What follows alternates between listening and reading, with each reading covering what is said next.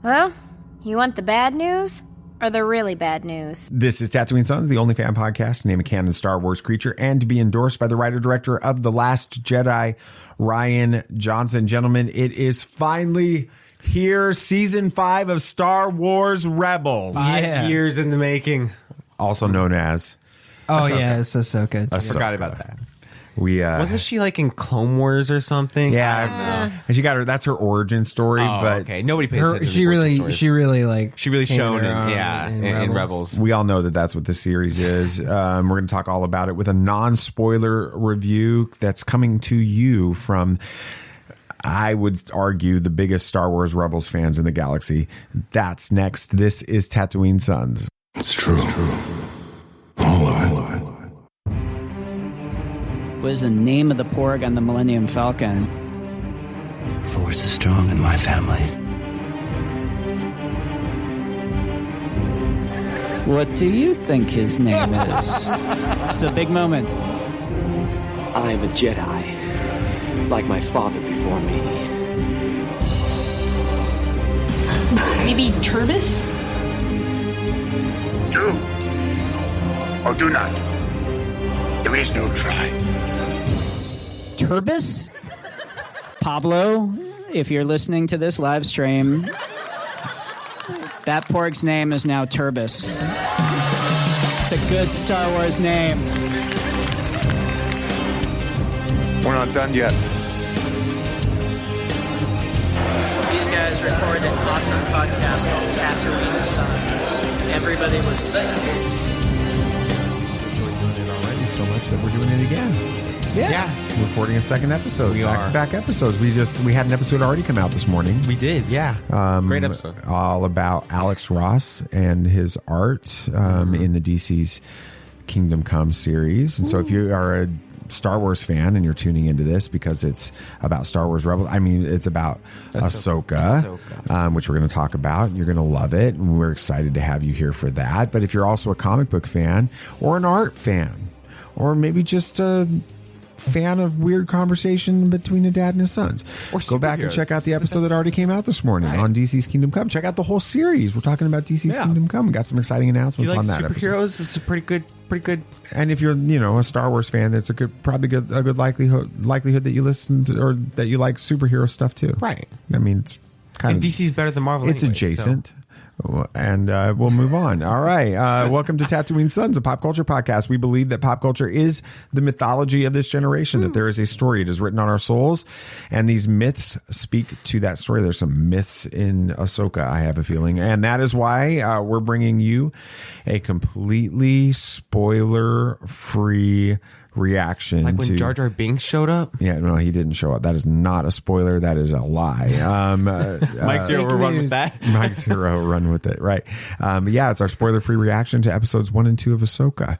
And we want to make it really, really clear that Tatooine Sons in this episode. Now, we normally don't even give spoiler warnings on episodes because we are going to spoil stuff, but we want you to know that if you're listening to this and you have not seen the first 2 episodes of Ahsoka yet, that this is a safe place for you. You are not going. That is our promise, our commitment to you, is that we are not going to spoil those 2 episodes. Unless you're a Facebook group on about Star Wars Rebels. Well, let's talk about that. I want to get your guys' opinions. You got my opinion on this. Well, I want to talk to Sam, and then we'll come back to you. And don't tell my story. I'll tell my story. I'm going to let you tell your story. All right, but anyway, Sam. But it happened like this. So exactly. What is a spoiler? How do you define a spoiler?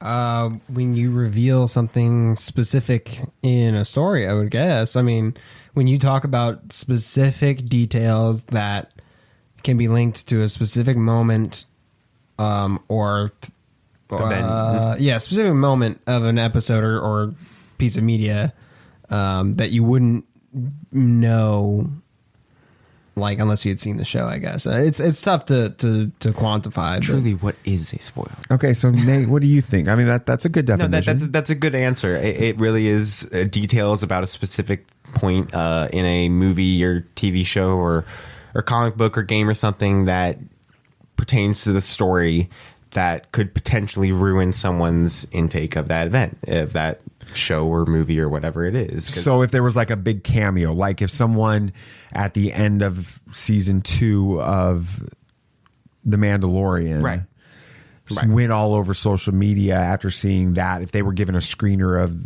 the finale of season 2 of The Mandalorian and started going on Luke Skywalker, like Luke Skywalker's coming, That's a major that spoiler. that's a spoiler. A and you person wouldn't showing ever- That's a up. major spoiler. There could be small spoilers. What would Some be an people even example consider- of maybe from previous iterations of stories? What would be a small spoiler? Some people consider trailers to be small spoilers, and they don't watch those. Well, at see, all. now that's the problem, though. Dungeons and I don't think trailers are spoilers. I think don't that if either. it's submitted to you, the general public, Right. as a way of promoting the show or the movie, then you can't consider that a spoiler. No, I wouldn't consider it a spoiler. I just know some people don't watch them, and that's a choice, right? Right, like I didn't do that for Ahsoka. Not that I didn't want to get spoiled. I just wanted to go in completely fresh. I just watched the 2 official trailers and that's it. No TV spots or anything like that because I just wanted to go in and enjoy the thing without any knowledge of what was going to come up. And it was fine. But like a small spoiler, I don't know. I'm trying to think.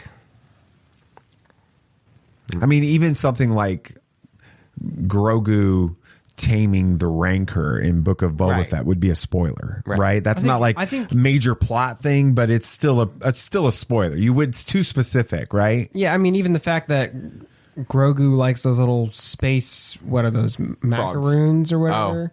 Yeah, okay. So if you were talking about him eating those, that's very specific. It is it's specific to that moment. It is a spoiler. It's just a really, really small one. Okay, so let me ask you guys this, and I think I already know the answer to this because we've already talked about this, but I'll throw this out. Is describing how something that you've seen makes you feel considered a spoiler? No, not at all. Like if you don't say what it was, just this part in part in this episode, there's a moment that halfway through this made me feel something, a specific thing. Is that a spoiler? No. You sure? No. Okay, because you might get like kicked from a Facebook group. Well, I can get kicked. Not I kicked, left but just- intentionally because I thought this is silliness. I'm not going to. Your post might be. Your post gets shut deleted, down. comments and shut down from comments because I went to a Facebook group, Star Wars which is a Rebels mistake in itself. Yeah. A Star Wars Facebook group. It's a Star Wars Rebels fan group that we've been a part of for a long time, and I shared how much we loved these episodes because it's the social media great embargo was up. Well, You sorry okay about over that. there? Yeah, I accidentally hit Okay. So the social media embargo was up, and I went onto this group and I posted that we'd seen the first 2 episodes of it, and as Star Wars Rebels fans, we absolutely loved the first 2 episodes of this. And for Star Wars Rebels fans, you're going to love it. Okay. Is that a spoiler? No.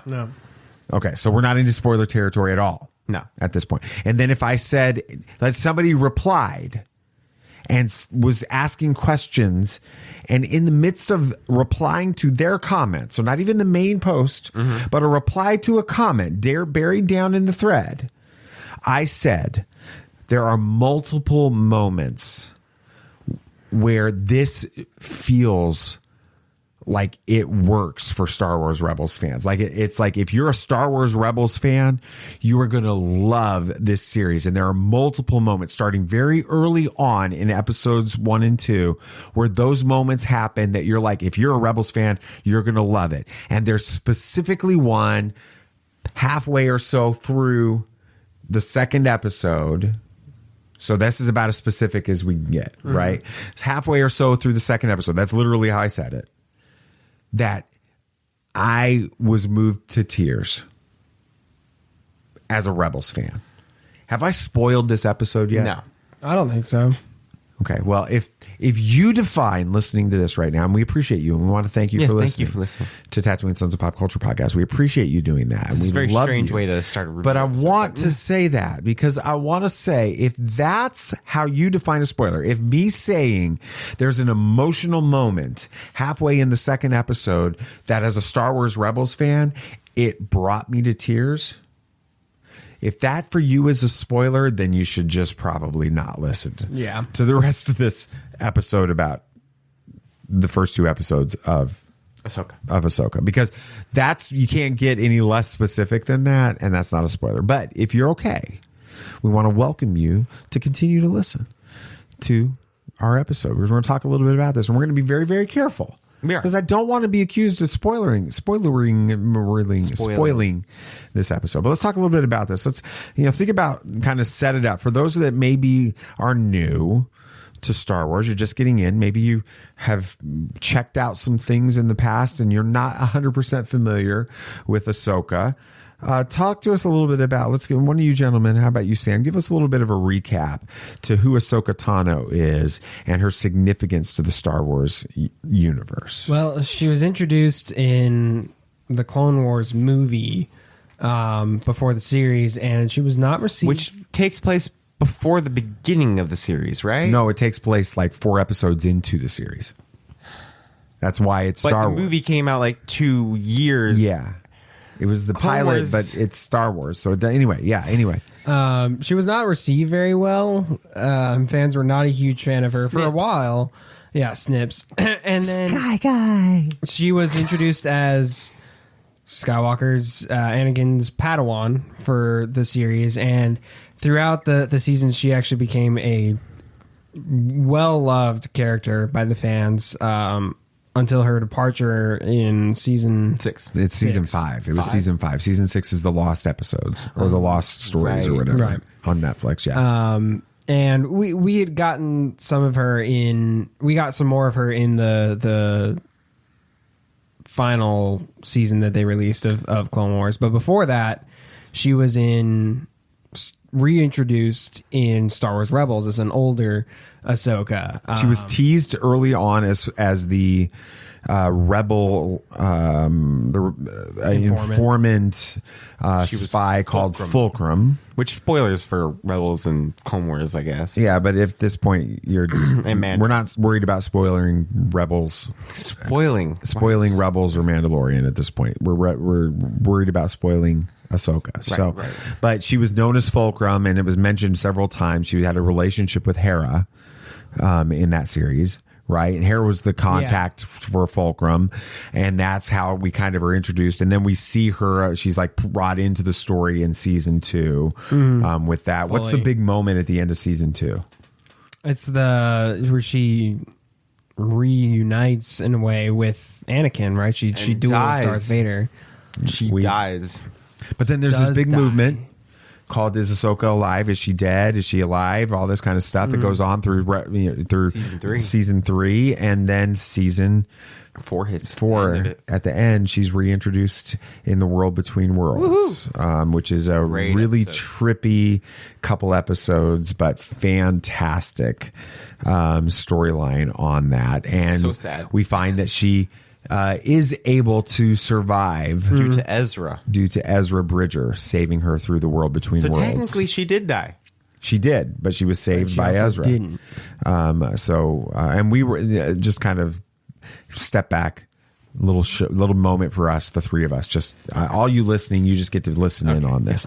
How cool was it to be there at that Star Wars Rebels 4 panel? I know, it was so cool. 2017 to watch the first episode in Orlando, to watch the first, but then Ahsoka lives ? On Dave Filoni's shirt, and then they show the episode, and then he comes back, and it just says he taped over the ? And it just says Ahsoka lives. With it, and we knew that she was coming at some point. That was so much fun. That we got to be there for that. Was one of the best panels I've been at some point. It was awesome. With that, and then of course she's re-brought into the story in The Mandalorian in live action. 4 more Rebels with Rosario Dawson, right? With that, so what's been your anticipation? Which, by the way, this might come up in the series for Ahsoka later on. We're not sure yet, but after the World Between Worlds, she was taken into that. She was put back a little bit after that part in the same timeline she was in. She was stranded on Malachor. Is that right? Yes. So she was stranded on Malachor. And we don't know what happened to her after that. In between, from that point to the epilogue of Rebels. The epilogue of Rebels, yes, which takes place right at the end of episode 6. So not episode 6, the finale of. Oh, you're talking about in the Skywalker saga, right? Okay. So from that point, from before episode 4 to the end of episode 6, we don't know what happened to her. The original trilogy. No idea. No idea at all. So who knows if that'll come up in this show or Which would be not, cool. But it's a pretty important thing to know. I hope they tell us that story. I hope so too. Hopefully episode 5. What's been your excitement and anticipation for the series, Nate? You know, I've been on the fence. No, seriously. What's been your anticipation? I've been, of course, insanely excited, waiting 5 years for this because they didn't need to end Rebels on a cliffhanger like that and just leave us without anything for so long. I mean, even at the Rebels Remembered panel, people were genuinely wondering, you know, where's Ezra Bridger? And Dave Filoni wasn't saying anything, and we genuinely didn't know if we were ever going to get anything more because that was the confirmed ending of Rebels. Now, when it came to ending Clone Wars, there were episodes that they had planned and it was canceled early, and they had stuff they wanted to show, like the Siege of Mandalore and all that stuff that they didn't have the opportunity to show. But with Rebels, it was always planning to end when it did.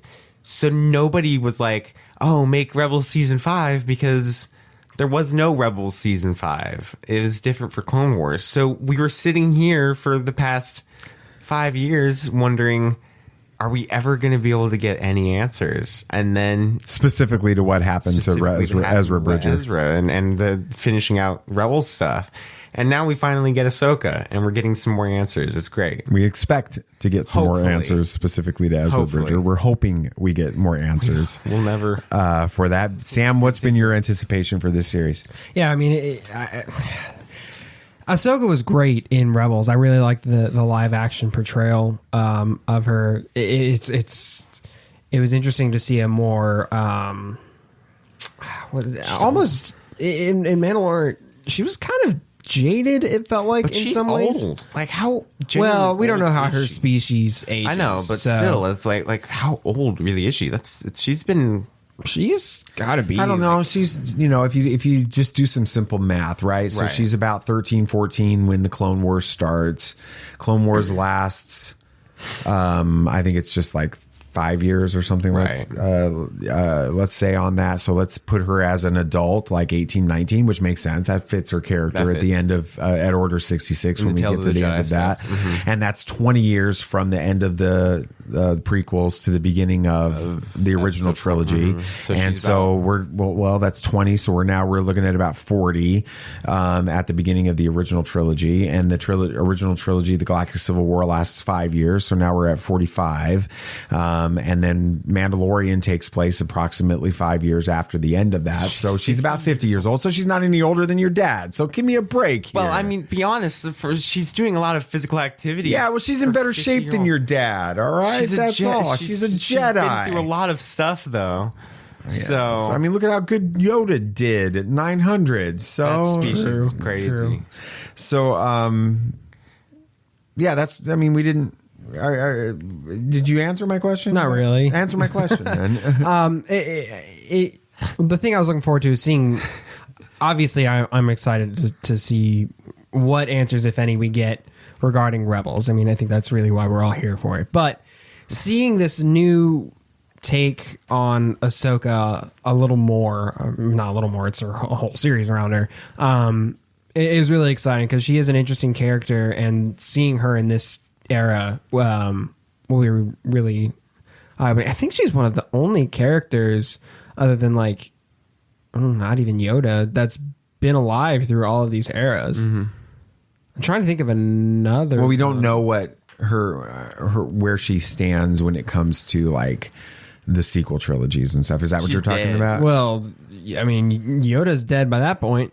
Well, yeah, no, I understand. So, Okay. I mean, the only one I can think of is maybe the Emperor, because he has like clones and stuff. Well, he's everywhere, so you can't get rid of that guy. He's like a bad cold. Okay, let's so we've seen the first 2 episodes, right? So to back up here, here's the story of this. So a few weeks back, we received an email from our Going friends to see Haunted Mansion.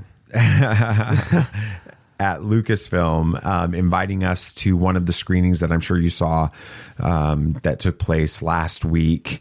There was a screening in LA at the El Capitan. There was a screening at an AMC in New York City. And there was a screening at Lucasfilm headquarters in San Francisco. We were scheduled to be in Orlando that week to be present for Nate, you visited Full Sail University, and so we toured that. And we did some other. It was a vacation that we had scheduled, and so we really went out of our way. We spent 4 or 5 days pricing things, trying to coordinate schedules to get out. We were, where do we need to go? Which one can work out? Deadline to let them know. We had to let them know, and so we spent an entire weekend working on it. We just could not afford, based on the flights and hotels and all of the things and scheduling that would have to enter in. We just could not afford to make that trip, and so we were really bummed that we weren't going to be out there with all of the fans. And we were really trying to get to San Francisco to Lucasfilm, because how cool would that be? Right. To be at Lucasfilm headquarters watching the first 2 episodes of Ahsoka in that theater that we've seen when we toured there. So that was where we were really hoping to be, but we would have been happy to go to any of them. We just couldn't work it out. So we unfortunately let them know that we weren't going to be able to be there. While we were in Disney in Orlando, we found out that there was some type of a screening taking place at Hollywood Studios, and we reached out to Lucasfilm Publicity and see if they knew anything about it. Found out that it was a D23 exclusive, really not a part of the Lucasfilm world. It was more of a Disney thing, and so we weren't able to be a part of that. Found out that on Monday evening, which is when we're recording this right now, there's a screening taking place in Atlanta. There's another screening taking place in Miami. That we were considering trying to go to if we could figure out how to make that happen as well. And then we woke up, was it Thursday or Friday morning? Friday morning. Friday morning. We came home. Everybody kind of got sick at some way on our trip. I was in Orlando sick the entire time. Yeah, with it. But we came home a little bit early, and so Friday morning we woke up, and I woke up to an email that they had sent us the first 2 episodes. So thank you, Lucasfilm. Yes, thank you so much. Sending us the first 2 episodes of this, and they send them out to a lot of people I saw with that. But thank you so much for entrusting these 2 episodes, and we literally take it that way. I know we've talked about spoilers from the fan side, but we also look at it from we're given a gift, and they are trusting us with that gift, and that gift is really the security of this story and the way it's presented to the fans, and so we appreciate that very, very much. So thank you for doing that. We watched those that afternoon. I watched them again because I'm I'll give my impression of this. My favorite, without a doubt, not even in close, best Star Wars content of the Disney Plus era. That's my initial reaction to the first 2 episodes. I don't know if many people will argue with you. Well, I'm curious. What are your guys' initial reactions after watching? No, obviously we're staying clear of spoilers here, but what's your reactions? Yeah, I mean, it kind of goes to what I said at the end of our Kingdom Come episode, our regular episode this week that came out earlier today. Yeah. I don't think this is spoilery. I said one word, hyphenated. It feels like Star Wars, and that's really what I got from this. It kind of goes with what you said in that episode too. It feels cinematic. It feels like, more than pretty much anything we've gotten, in my opinion, the most like Star Wars, like the films. That's really what it feels like to me in a lot of ways, and that was really encouraging. Definitely. Yeah, Nate, what did you think? Yeah, it's probably the best Star Wars content we've gotten since Solo, I'd say. Really? Yeah. All right, going all the way back. So Going all the way back, even put it at a level above seeing Rise of Skywalker in the theaters. Yeah, Rise of Skywalker was fun, but I mean, Solo is my second favorite Star Wars movie, right behind Last Jedi, and so when it comes to everything about that, this is the best Star Wars content we've gotten since then, and not that any of the Disney Plus stuff is bad. I love all the Disney Plus Star Wars stuff. Mandalorian is amazing, and Obi-Wan Kenobi, we loved it. Book of Boba Fett was weird. It was and we still loved it, right? But this is Star Wars. There's no doubt about it. Andor, I mean, there's some amazing stuff. There is really amazing stuff, but this is Star Wars. This is immediately what I think of when I think of Star Wars. This show does it so well. And like, that is shown throughout the entire 2 episodes in every way. And I know that some people are a little like on the fence about it from some of the clips that have been released. They say it doesn't look right, that the lightsaber combat looks strange. I can tell you this, it is so much better in the full format watching the episodes than you're seeing in these clips, because the clips don't do it justice, because that's taking one segment from a series that is not serialized. This is one story. It's not like The Mandalorian with a kind of a case like a week, chapters and everything. This is genuinely one story, and it feels like it could have been a movie. And I would love to see it kind of cut together as a super cut, like we got with well, we've got a lot more story to tell still that we don't even know yet. It's great though. With it, you described at the end of our last episode when you did our one-word teaser for this, encouraging, yes, hopeful. Right, was because I definitely am excited to see where this. And you were nervous going into very this. nervous. Rebels is a big deal for all of us. It's a huge deal. It's what got Sammy and I really into Star Wars, and so it's kind of. It's what I hold closest to Star Wars. Rebels is Star Wars. Yeah, tell the story, Nate, of the finale of season 2 of The Mandalorian, and so that people can understand the way that you view Star Wars, specifically as it connects to Rebels, and why that translates into your thoughts on this series. So before we watched the season 2 finale of Mandalorian, you said that there was a big cameo in this episode, and I heard that there was I'd gotten completely spoiled as to the fact that Luke Skywalker was in the finale of season 2, because somebody on Twitter, I was bitter when I brought that up earlier. So anyway, and we already got Ahsoka in season 2 of The Mandalorian, so I was already super excited. And I'm like, what if this big cameo has something to do with Rebels? That was what I was going into. I was so excited, and then we get closer and closer to the end, and there's not been a big cameo, and I see this X-wing go into the docking bay, and I'm like, oh, what if it's Ezra or something like that? That was so cool. And then the green lightsaber shows up, and I immediately explain why you connected to Ezra, because Ezra had a green lightsaber at the end of Rebels, and that was his lightsaber that he built. So I immediately thought, I'm like, oh, no way, it's Ezra. I was so excited. And then it was Luke Skywalker, and in some ways I was disappointed, because Luke Skywalker to me really isn't what I think of when I think of Star Wars. When I think of Star Wars, I think of Rebels. And I'm still a firm believer that Ezra Bridger is one of the most powerful Jedi we've gotten in the canon of Star Wars. In some ways more than Luke Skywalker, but I won't get into that here. But I love Rebels, and I love Ezra, and I was so excited to have the potential of seeing him. And then it was Luke Skywalker, and it kind of fell flat for me, because that wasn't Star Wars to me. And now getting this is amazing. And I mean, the finale of Rebels is one of the greatest finales I've seen, and one of the greatest finales in television. And I mean, every single time I watch those last 5 episodes, they always get me to tear up, because the emotional connection you build with these characters is so strong that I grew up with Ezra. He was about the same age as I am. And so I grew up with this character, and I felt more for this character as I grew up, because I was seeing him age with me. And that was so important to me watching it, which I can get that some people automatically say Clone Wars is the greatest animated show for Star Wars ever. And that's the majority of people say that. Sure. And every time I see that, I'm like, how do you say that?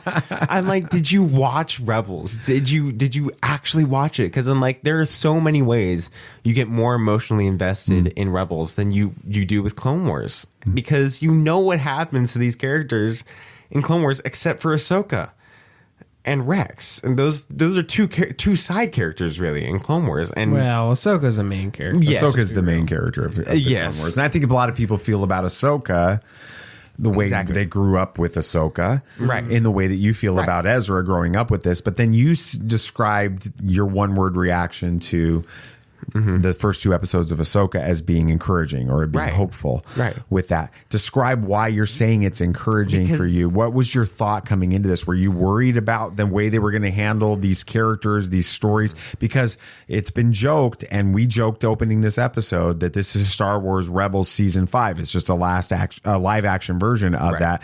Explain to me what your concerns were coming in. Going into it, I was worried how they were going to handle it. And anything, like with the Batman, I was super worried for that, because I wanted to see them do it right. And when it came to this, I wanted to see if they could follow up Rebels or anything like that correctly and in the way that would be satisfying to a Rebels fan like me or like us. And the first 2 episodes kind of quenched all the fears I had, because I'm like, this feels like Star Wars to me, which Star Wars to me is Rebels. And so it feels like that. And so it is encouraging for the rest of the series, which it's an 8 episode season. So we have 6 more to go. And I can't imagine where it's going to go. And I'm so excited, and I'm hopeful for what we're going to be seeing. Overall tone and feel of the series, what were your thoughts? Well, we're only 2 episodes in, right? so but I'm at this point, when you're watching those 2 episodes, I'm trying to think of a good way to put it. It feels weighty, but not like dark, if that makes sense. Mando kind of had moments where it was kind of heavy, and for good reason. This has some important moments, with what we're talking about with Rebels and all of that, but it doesn't lose that Star Wars charm. I'm not saying that Mando didn't have it or things like that didn't have it, but it still has that Star Wars charm that you appreciate from the movies and things like that. What are your thoughts on the tone and feel? The tone is exactly what I want from Star Wars. It does have a heavy feel, but I'd say it has a heavy feel because you feel the stakes of these characters. You feel the weight of the mission of this series, and you understand where all these characters are coming from, and that's where the weight comes from. It's one of the few times we've had genuine stakes in these shows. I mean, with Mandalorian, you're worried about how Mandalorian's going to protect Grogu, and that's pretty much what the 3 seasons have been about. But what season 3 of Mandalorian did so well was it showing, them fighting against the Empire for Mandalore. That had stakes, that had weight, and that's why it was so good, in my opinion. And in this one, you have that stakes, you have that weight, and you genuinely understand where Ahsoka is coming from with all of her motivation, and it does well in that storyline, and it lends itself to the tone of the series. Nate, keep going. Production quality, visuals, score. Kevin Kiner's score was amazing. Specifically the end credits titles. I'm waiting for the volume 1 to drop. Yeah, you're hoping it will. Right? Long, but it won't drop tomorrow, sadly. But I want the end credits titles just to listen to it because it's so good. And you immediately, as I heard it, I'm like, this is a theme that can be turned to have super emotional moments and emotional weight behind the theme, and I could just see it being used in a very heavy scene later on in the series. It just lends itself to that, and it's such an amazing theme for Ahsoka. Production quality, as with every single Disney Plus Star Wars show, is amazing, specifically with the use of the volume. In some of the early scenes, you can tell that it's the volume, but just because you can't tell how they're doing this, you're like, okay, it has to be used the volume. And the volume is such an amazing piece of technology that allows them to tell these stories in ways that can look so amazing without having to spend a ton of money trying to make it look like that. So even smaller budget shows can help lend themselves to having this type of quality, and the visuals are fantastic at a lot of points. Yeah, I mean, it doesn't drop in quality in any way, shape, or form from the films or the other Disney Plus shows. It is on par with what you expect from Star Wars. I know Marvel has had some issues lately in things. Star Wars is so far, and Star Wars has been criticized too. With Obi-Wan Kenobi, some of the visuals in Obi-Wan Kenobi were criticized with that. Some in Book of Boba Fett were criticized with it. Andor was celebrated for the way that it looked. But as far as it compares to Andor and stuff, where did you feel? It's absolutely on par in my opinion. I didn't see any issues with the series that you just mentioned having criticism. I thought they looked fine, but this is on par with Andor so far. I have not seen anything that I could complain about. Not that I would, but it has been top notch quality so far. So let's talk a little bit about some of the characters. Obviously, we're not going to mention any cameos that are a surprise or anything like that. These are characters we all knew were going to be in here. Obviously, we have Ahsoka in this. We have Hera. Really? We have Sabine. We've seen in the trailers, we've seen the hologram version of Ezra.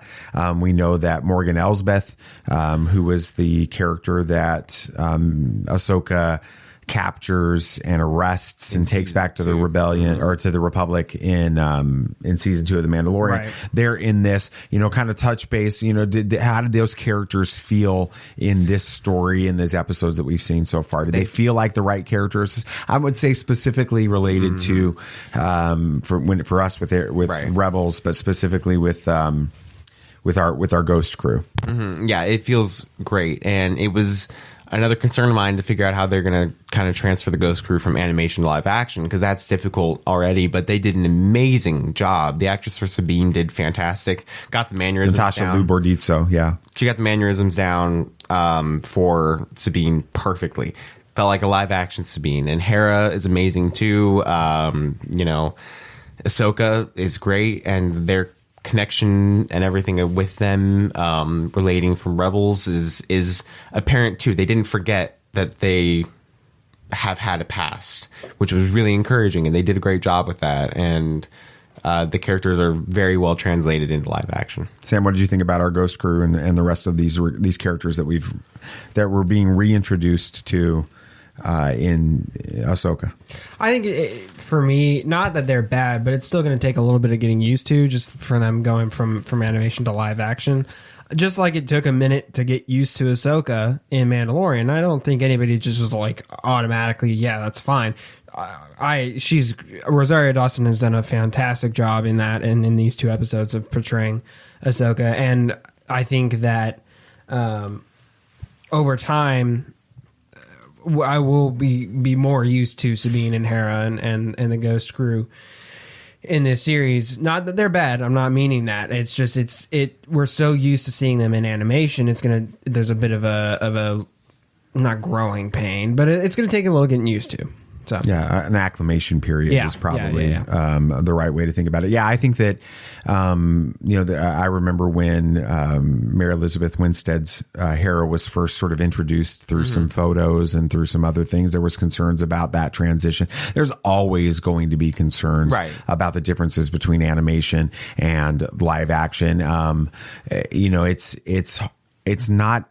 We fall in love with these characters in a certain way. We see them a certain way, right? And we then have to get used to them. I think acclimated is the right phrase, as you mentioned, or with that idea, where we have to get acclimated to a different actress or a different actor portraying them, different voices, slightly with that.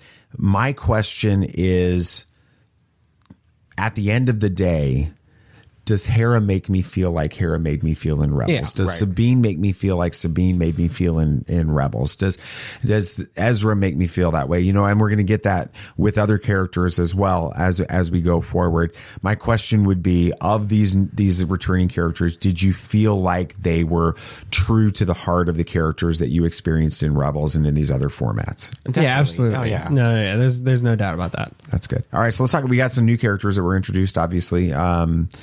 In the trailers and things, we've got our baddies. We don't really know where they're from or that type of thing. We do get a little bit of insight into some of these characters in these first 2 episodes, but there's lots more questions than answers with that. But we've got Baylan Skoll, played by Ray Stevenson, the late Ray Stevenson.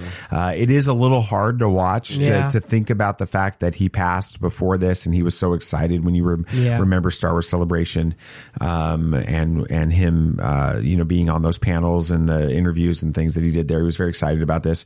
And then you also have Ivana Sakno, who plays Shin Hati with this. What did you think about the villains as they were introduced in this? We'll start with you, Sam. Yeah, they're great villains. Or antagonists. I'm not even sure what I would call them yet, but anyway. Yeah. There's a lot of mystery and intrigue behind these characters. They're not your cut and dry bad guy that you're used to in stories. And so I'm intrigued with them. I like them. I'm excited to learn more about them. They're portrayed very, very well by the actors who are playing them.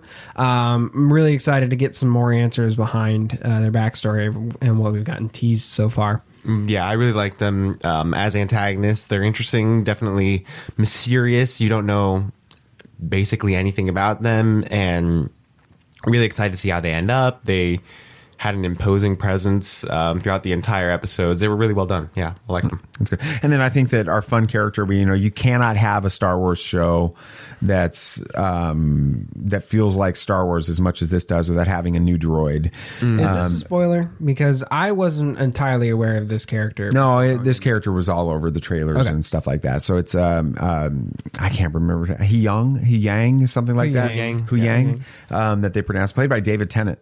Yeah. With that, and so David Tennant, from Doctor Who fame, which is pretty exciting. What were your guys' thoughts on the new droid in this? Yeah, you gotta love the droids in Star Wars. I think they trying to avoid spoilers here. The character, the droid, is unique enough in some ways that we haven't seen in live action. It allows for some different story elements. It's really hard. You're doing really good. I mean, for those that have seen this, then you're like, oh yeah, that makes sense. They're able to take a droid who you would think would be, I'm really dancing here, too specialized to be of any use, and allow them to be a participate, central participant in the story. And yeah. That's good. What did you think about him? Loved his character. Of course, I'm a big fan of droids. Always have been. And I thought it was an amazing character. His character lends itself to a lot of great moments and conversations with Ahsoka.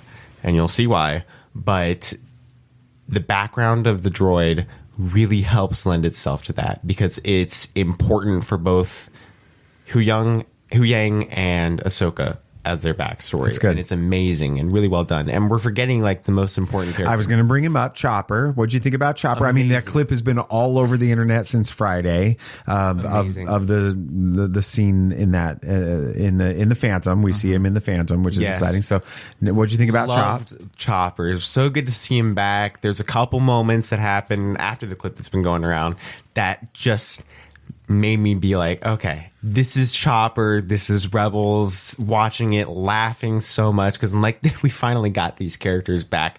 There's some amazing moments with them, and Chopper, it's great to see him back, great to hear Dave voicing him again too. I think it's Dave. It has to be. So. I mean, he's probably the easiest character to port over from Rebels, and they did a fantastic job. And he's already been ported over. That's true. He was in Rogue One. Well, for like 2 seconds, but they've done a fantastic job with his character so far. It felt like Chopper from Rebels. I can't wait to see more of him. Sure. Let's talk a little bit about the story as much as we can without spoiling it. With that, how do you guys feel like these episodes set the stage for the overarching story without kind of getting into the specific plot points? What do you feel like these 2 episodes do for that? Yeah, it set up a really awesome series, like I've said, and really excited to see where the mission goes from here, and kind of what the ramifications of it will be are pretty important. So, yeah, I mean, the first 2 episodes do. I'm glad they do the 2 episode premieres is where I'm trying to get with this, because they do enough to set up the story, get you started, and get you ready for the rest of the series. Nathan was saying right after we finished this that wow, now we have to wait a really, really long time for the next one, because even longer than everybody that's seeing it tonight, right? Right. That's what's so unfortunate about having which screeners. Is the sign of a good story. Yeah, right. is you want more, awesome. And they leave you wanting more. How does it tie into the overall lore? I mean, one of the things that I loved so much about Rebels was that it was more than just battles and lightsabers, and I love this about the Clone Wars too, but battles and lightsabers and Empire and Rebels and all of that. There was a mythology that was built into it. How do you feel like these 2 episodes have connected to that part of the past in Star Wars? You're really making this difficult not to spoil anything, aren't you? No, it ties well into what we've seen in Star Wars and adds some things to the lore that I'm excited to see where they go with. Add some things. A lot of things that I'm very excited to see what happens, and the lore will be interesting to hear about later on. Expanded. Greatly. It's so difficult to not spoil anything right now. You're making this so I have such a joke right now, a dad joke that I want to say so badly. I can't say it because it would do too much. And there's a dad joke here. It's driving me crazy. All right. Let's talk a little bit about surprises or favorite moments in it. Think about it from the perspective of were there any action sequences that were really exciting without spoiling them? Is there spoiling them? Emotional stuff that's in there? Anything unexpected? What were those moments like for you? Did you have those moments? What did those moments make you feel? Yeah, there are a lot of great moments. A few of them in episode 1, some at the end of episode 1, which are unexpected and shocking. That lend itself to a really amazing episode 2 and great plot line. And there's some great moments in episode 2 as well. Action's well done.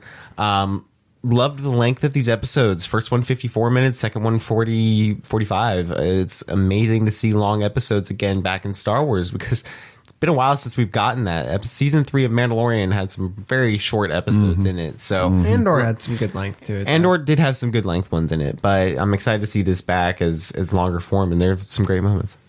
Yeah, I really appreciate liked the action sequences. Although, no, I'm not gonna say anything like that. That might be considered a spoiler. The action was not over the top, but still was really exciting to watch.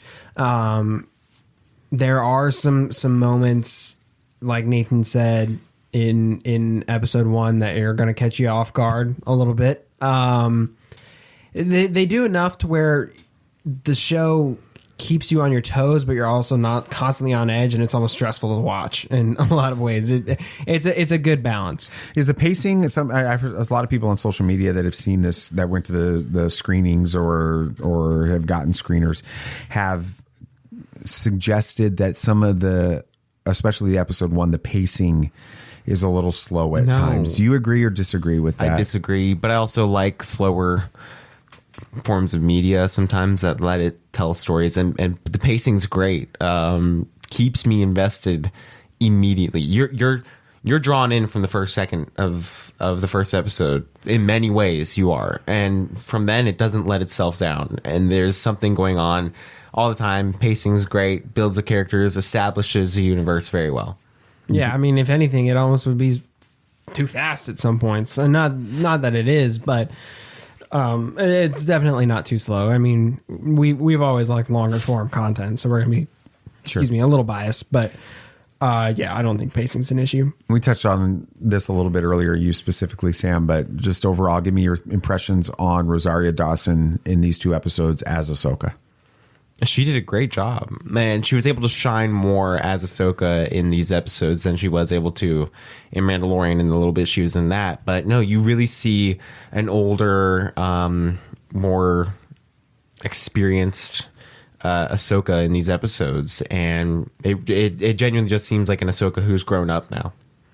Yeah, she gets more time to showcase the character, and there's some discussions that are had about things in the past we didn't know about, and being very vague right now, but if you've seen it, you know what I'm talking about, that are very eye-opening for the character, in my opinion. It's something I didn't expect. I know what you're talking about, yeah. Not that it's bad, it's just, it's interesting. It's adding depth to this character, specifically this character at this point in time that we haven't gotten a lot of. Is this the same Ahsoka that we get in Star Wars Rebels season 2? No. Or is this a different? Is she a different character? She's Very more different, jaded very because different. we don't know what she went through. I mean, you see that in Mandalorian. Mm-hmm. You know she's gone through some stuff. Yeah. The exciting part about this entire series is we only have one screenwriter, one writer to talk about for this, which is Dave Filoni. Wrote the entire series himself, Well, which it's is his baby. It's very exciting to me. But he chose to direct the first episode, and he'll be again directing episode 5. Obviously, we haven't seen 5 yet. But why do you think that Dave Filoni decided to direct episode 1? And how do you feel about how he did? I think he's just setting the precedent of the series and wanted to start it off on the right foot, which makes sense. And he did an amazing job. You could definitely tell it was a Dave Filoni show, and it worked. Yeah, I think it's his character. He's in charge of this series. He wants it to do the best it can, and so he's going to start it off. And I think episode 5 we're going to find is going to have something very impactful, which is why he wants to be in charge of that as well. So he's wanting to give this show the best chance it can, in his opinion. Yeah, episode 2 is directed by Steph Green. She's done stuff from like The Americans, Man in the High Castle, Bates Motel, Luke Cage. She was nominated for an Emmy for Watchmen. With that, what did you think about how the direction in episode 2? It was great. Another great episode, and definitely episodes 1 and 2 feel like one episode. Yeah, I was going to say, I just now learned that there were 2 directors for these episodes. Like, it didn't feel. You can kind of tell that there are some creative choices, but overall they have the same tone, and they set up an amazing series so far. As it relates to these other D+ series, how do you feel like Ahsoka matches up with any of these right now? I kind of mentioned it feels on par. It feels like the best we've gotten in a long time, at least story wise, production wise, feels on par with the top tier stuff. Definitely. If you were to appeal to a hardcore Star Wars fan, maybe a fan of like the expanded universe or something like that, that has not been as engaged with some of the Star Wars content that's come out in the Disney era, what would you tell them about this series, and how would you appeal to them to watch it? It's difficult because if they haven't been involved, then they haven't watched Rebels or Clone Wars. Probably. Do you feel like you have to have seen Rebels to pick up on this series? Yes, it definitely helps. It's an amazing series, but definitely helps. Definitely need to watch Rebels. I agree. I think this is it's a very and story. It even came from Dave Filoni and Disney itself. They recommended a few episodes to watch of Clone Wars, but then when it came to Rebels, they're like, here are some episodes you should watch of Rebels, but basically just watch the entire show because it's super important to the series. And yeah, but I disagree, right? I mean, you think about going back into 1977 and watching the original Star Wars. It had its own lived-in universe and story and characters and things that they're referencing Clone Wars, they're referencing Anakin, they're referencing... But those didn't exist at the time. Rebels exists right now, so you can go back and watch it. Absolutely. But that story holds up without having any of that previous content. And I would tell you this. I think that Ahsoka will stand up. Even if you don't know those stories, it will stand on its own as a fantastic Star Wars story. And then you would have the pleasure of going back and filling in details you didn't have before by watching Clone Wars and Rebels and things like that. So if you've not seen those things, don't limit yourself and say, well, I haven't watched Clone Wars or I haven't watched Rebels, I'm not going to give Ahsoka a try. Go back and watch those after you watch Ahsoka. I think that you'll enjoy it. That's a good point. Tremendously. With it. Any expectations or hopes going forward in this? Yeah, but can't really talk much about him, so you'll find out. There's a lot of expectations. And was there anything in this series that just like completely came out of left field so much that you're like, no, nobody's going to see this direction happening the way that they're doing it? Why are you asking questions that will lend itself to spoilers? I know you don't have to say what they're. There's one thing there's things I'm a fan of, but I'm curious to see what. Yeah, there are things. You knew that this was going to be our answer. There's 2 things. You didn't need to ask that. Yes, there is. Let's see what else. Anything else that you want to say about your feelings on this episode or these 2 episodes of this series? Just watch them. They're great. It's great Star Wars. Just a great show. It is Star Wars. It is fantastic Star Wars content. All Star Wars is good Star Wars. Just some Star Wars is better. This is the better. Definitely. From our perspective. This is Star Wars, and you'll know why in like the first 10 seconds. It's going to be very special to you. With that, I will say this. We should probably explain how we're going to handle the Ahsoka series going forward. Because on our main show, which hopefully you listen to, if not, we'd like you to check it out. There was a previous episode earlier today. We're in the midst of a series on DC's Kingdom Come, and we've made a specific intentional choice. Long before the Ahsoka screeners were sent to us, we made the choice of deciding we were not going to be reacting to the Ahsoka series week to week. And the reason we did that was because this isn't too important to us. Ahsoka was it is critical for who we are, and we wanted a chance to have basically gotten through the vast majority of the series before we started reacting to it. So it's not like on a week by week, episode by episode, what's happened yet. We've done that with The Mandalorian and Obi-Wan Kenobi and Andor and Book of Boba Fett. And sometimes that's fun and exciting. Sometimes that makes it harder for you to enjoy a show. Right. And so we made the intentional decision not to do that. We're going to pick up. We'll probably be at about episode 6 or 7 when we begin talking about Ahsoka anymore. We're going to continue our DC's Kingdom Come series, finishing that up. And then after we've had a chance to really get into this story with Ahsoka, we're going to come in and we're going to talk about Ahsoka. But even then, we're not going to be reacting to the episodes as much. We're going to be recording and talking about Ahsoka as a character, Ahsoka in the Clone Wars, Ahsoka in Rebels, who she is, the relationships around it, themes in this series. We will be reacting to the series, but towards the end of our Ahsoka, we're going to do about an 8-episode Ahsoka series that will be picking up towards the end of the actual Ahsoka series with that. So that'll be coming out later. In the meantime, we're going to be continuing our DC's Kingdom Come series. So please understand that that's what's going on. So if you're coming back to us, know that Ahsoka will be a part of who we are and what we're talking about in the future. It's just going to be a few more weeks because we want a chance to let this thing cook, in the immortal words of Russell Wilson, the quarterback of the Denver Broncos. We're going to let it cook for a while for it. So I'm excited to do that. I think that's going to do it for this episode. This was supposed to be the shorter of the episodes we recorded today, but it's Star Wars and it's got to do with Rebels, and so it took longer. So anyway, thank you for listening. If you listened to 2 episodes of us today, thank you even twice as much with it. Thank you to Lucasfilm for sending these. Much. We always appreciate all you guys are doing. Thank you to Lucasfilm for making these stories. Thank you to Dave Filoni. Thank you to Rosario Dawson. Thank you to everybody involved in this. We are so excited to have these stories and to be a part of a little part of being able to tell those stories to our fans as well and to our listeners.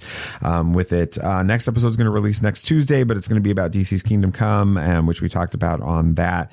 How can people find our show? Twitter. X. It's Twitter. Hashtag not my Twitter. Facebook, Instagram. Ish. Threads-ish. We have a website, TatooineSons.com. You can find all of our stuff on those. Yes. Yeah, place. Absolutely. After you watch these episodes, find us on social media and let us know what you think. Send me an email, djesse, Jesse, at TatooineSons.com. TatooineSons.com, SONS, yes, right? SONS. On that.